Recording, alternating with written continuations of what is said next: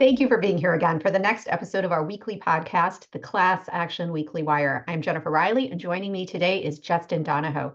Thank you for being on the podcast, Justin. Today, we wanted to dive into the RICO Act. It's a law that comes up a lot, but a lot of people probably don't fully understand what it is. Justin, could you start by explaining to our listeners what RICO means? Absolutely, Jen, and thank you for having me on the podcast today. The RICO Act, short for the Racketeer Influence and Corrupt Organizations Act, is a federal law passed in 1970. It was originally aimed at tackling organized crime in the US, but over time it's been applied to a much broader range of criminal activity. Essentially, it allows for extended criminal penalties and even civil lawsuits against individuals or groups involved in ongoing criminal enterprises. So you're saying that RICO goes beyond just criminal prosecutions?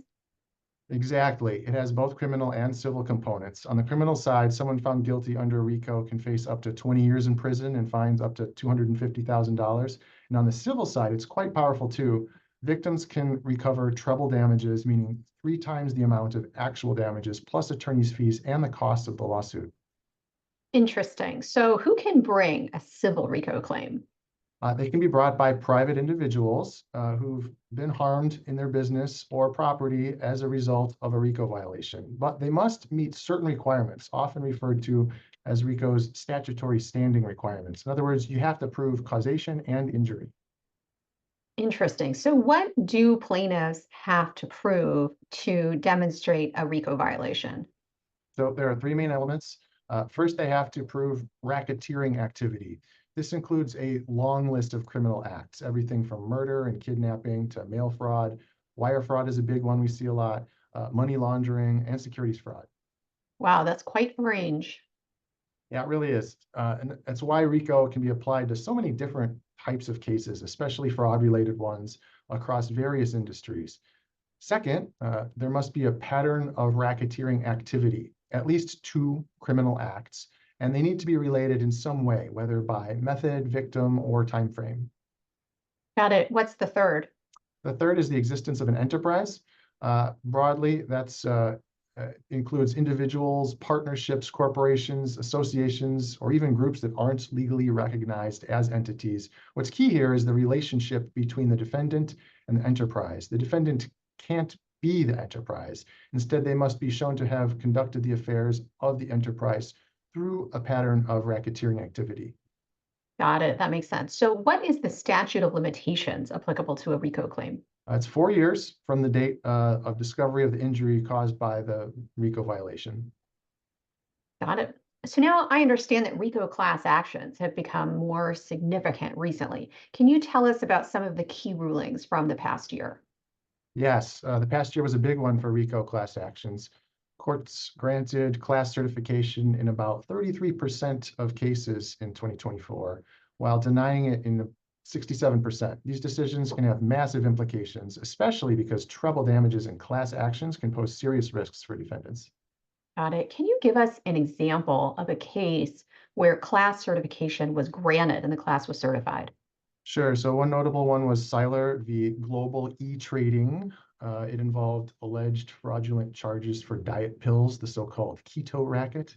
The court found that common legal and factual issues like the alleged conspiracy to mislead consumers and artificially suppress chargebacks outweighed individual differences. That was enough to certify a nationwide class under RICO in that case. The court emphasized that the harm stemmed from the overall conduct of the enterprise. They also dismissed the idea that plaintiffs had to prove reliance in these RICO claims. Do you have any examples where class certification was denied in the RICO context? Yes, so the Ninth Circuit in White v. Symetra Assigned Benefits Services reversed the district court's order granting class certification in a RICO lawsuit. The plaintiffs were approximately 2,000 individuals who had received structured settlement annuities, or SSAs, to resolve personal injury claims, who thereafter entered into factoring transactions, exchanging their future annuity payments for immediate but discounted lump sums. The plaintiffs alleged that the defendants, the issuer and obligor of the SSAs, wrongfully induced them into these factoring agreements through misleading representations, unfair business practices, and hidden conflicts of interest in violation of the RICO. The district court granted the plaintiff's motion for class certification. On appeal, though, the Ninth Circuit found that individual issues of causation will predominate over common ones when evaluating whether defendants' acts and omissions caused the plaintiffs to enter factoring transactions and incur their alleged injuries. The Ninth Circuit held that the defendants' allegedly uniform course of conduct was not as uniform as plaintiffs suggest, including because although the defendants' initial communications were standardized, the process became more individualized to the annuitant as it went along. Further, the Ninth Circuit held that even assuming defendants engaged in uniform conduct, plaintiffs have not shown there is a common question of whether such conduct improperly induced plaintiffs to enter into factoring agreements to their detriment. Here, resolving the critical element of causation will require consideration of individualized issues that swamp the assertedly common ones.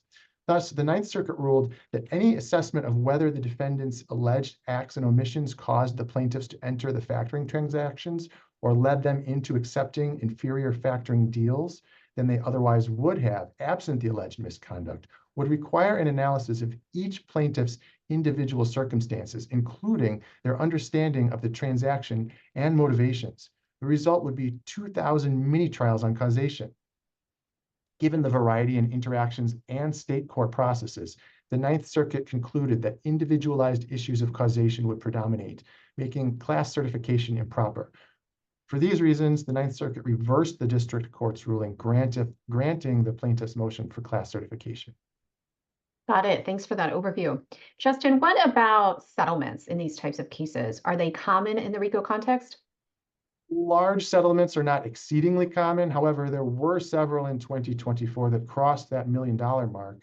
The biggest one we saw was In Re Jewel Labs marketing, sales practices, and products liability litigation, in which the court granted final approval to a settlement of $45 million to resolve claims with defendant Altria Group, alleging that the company created, marketed, and sold tobacco products by misleading the public about the addictiveness and risks of the product, and by trying to expand the market by capturing and addicting individuals who had not previously used tobacco or e-cigarette products, including in violation of the RICO.